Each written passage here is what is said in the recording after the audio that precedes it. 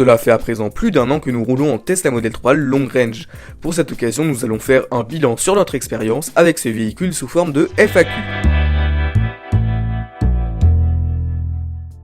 Nous avons reçu notre Model 3 en novembre 2020.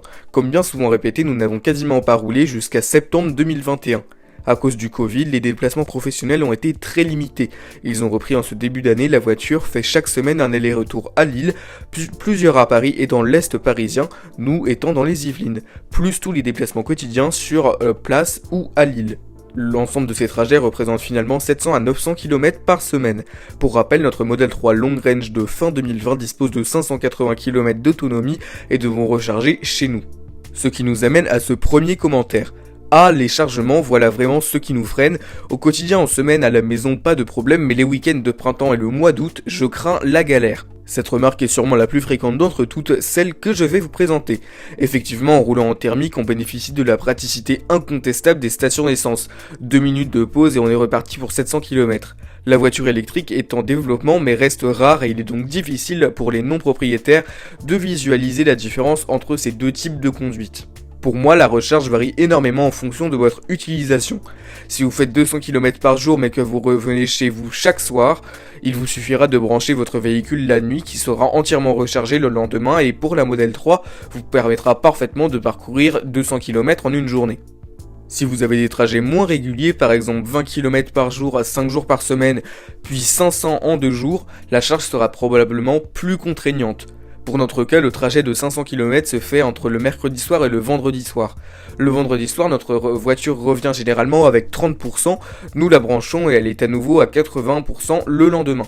Souvent on la branche une fois pendant la journée à l'est de Paris le lundi, puis est rebranchée 1 à 2 heures le mercredi en journée pour qu'elle revienne à 90%.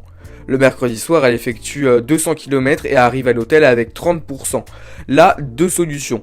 Soit vous avez la possibilité de recharger sur place la nuit, ce qui vous permettra de rentrer chez vous le vendredi soir sans même vous arrêter pour recharger, ou alors vous pourrez passer au superchargeur 20 minutes le jeudi pour revenir à 90% et rentrer chez vous le vendredi sans aucun problème. La plupart du temps, Madame Tesla Yveline qui effectue ses trajets dort dans une chambre d'hôte et peut recharger sa voiture sur place et donc rentrer sans passer au superchargeur. Mais lorsqu'elle dort dans un autre établissement et qu'elle ne peut pas recharger sa Tesla, elle passe au superchargeur pour pouvoir rentrer. Vous voyez donc que la recharge n'est pas contraignante, elle se fait la nuit sans contrainte. Vous n'aurez même plus à aller faire le plein dans les stations à essence désagréables.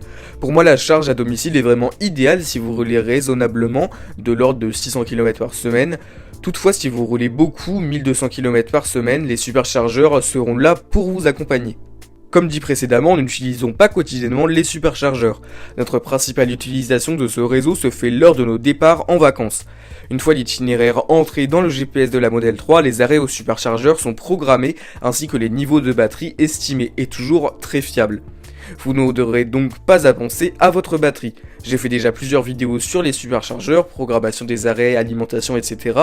ainsi que des vidéos road trip qui représentent parfaitement les longs trajets à bord d'une Tesla. Les liens des vidéos sont en description.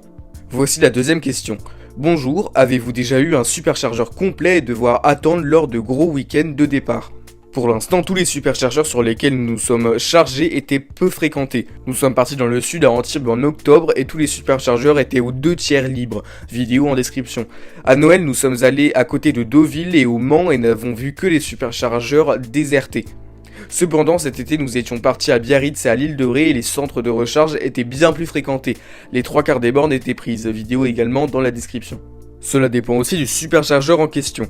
Les premiers superchargeurs sont munis de 6 bornes alors que ceux qui ouvrent actuellement en ont toujours une quinzaine ou une vingtaine. Ce seront forcément les plus petits centres qui seront susceptibles d'être bloqués. Pour notre cas, nous n'avons jamais eu de problème ou d'attente. Il faut aussi ajouter que la Model 3 connaît en direct le nombre de bornes libres sur chaque centre. On peut d'ailleurs le voir dans le point rouge indiquant un superchargeur sur la carte. Et nous détournera vers un autre si cela est possible et qu'il ne reste plus aucune place dans celui initialement prévu.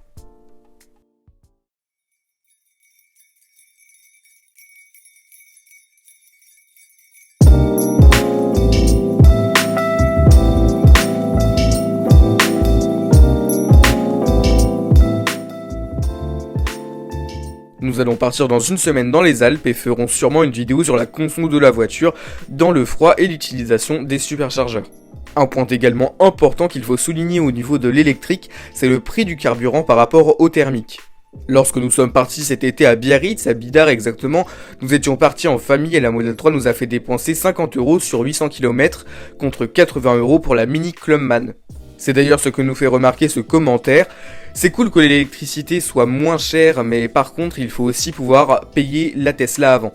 Effectivement, si on prend l'exemple de ces deux véhicules, notre Model 3 est aujourd'hui vendu 52 000 € contre 60 000 lorsqu'on l'a acheté nous, alors que cette Clubman est vendue 38 000 €, 28 000 sans les options. On note donc une grosse différence, mais rappelons que nous avons la Model 3 Long Range. La Model 3 SR+, est quant à elle vendue 38 000 €, ce qui correspond au prix de la Clubman en question, mais qui reste 10 000 € au-dessus du prix du modèle de série. Mini proposant déjà des prix élevés, la Model 3 reste malgré ses baisses de prix de l'année précédente un véhicule au coût d'achat très élevé. En parlant de prix, j'ai été amené à découvrir de nouveaux véhicules électriques comme l'EQA sur laquelle j'ai fait une vidéo complète. Suite à cette présentation, cette question m'a été posée. Quel est le prix de la Mercedes EQA? Différence principale, Mercedes marque de luxe, Tesla marque pour sa technologie. Pour l'EQA, on sera sur un prix initial de 49 400 € sans option, avec la même autonomie que la Model 3 SR+, qui est elle vendue tout équipée à 38 000 €. Effectivement, la remarque est pour moi très juste. Les Tesla sont achetés pour leur technologie aboutie, que ce soit au niveau logiciel mais aussi au niveau de la gestion de la batterie, alors que Mercedes propose des véhicules électriques moins aboutis technologiquement, mais présentant des finitions bien meilleures, des selleries impeccables, ce qui apporte le luxe que la marque américaine n'a pas. Je pense toutefois que l'EQA et la Model 3 ne sont pas comparables. Tesla est une marque électrique à part entière, alors que l'EQA est vraiment une copie de la GLA avec un moteur électrique, ce qui je trouve est dommage en vue de la qualité de ce véhicule. Pour plus d'infos, la vidéo est dans la description. J'avais fait une vidéo en septembre dernier sur le bilan au bout de 10 000 km parcourus que je vous invite à aller voir. Elle présente des points plus spécifiques qu'ici et fait un tour vraiment complet de la voiture. Ayant fait cette vidéo il y a peu, je préfère faire ce bilan 1 an sous forme de FAQ pour alléger les infos et ne pas faire trop de répétitions. Même avec l'aspect concis de celle-ci, vous aurez compris que nous sommes très satisfaits de notre véhicule. Je ferai prochainement une nouvelle vidéo sur les défauts de la Model 3. Suite à notre utilisation, nous avons trouvé 2-3 points qui devraient être corrigés et que j'aimerais vous partager. Aussi, si vous avez des idées de vidéos intéressantes, donnez-les moi dans les commentaires, ça m'aidera beaucoup à créer des sujets plus variés et utiles.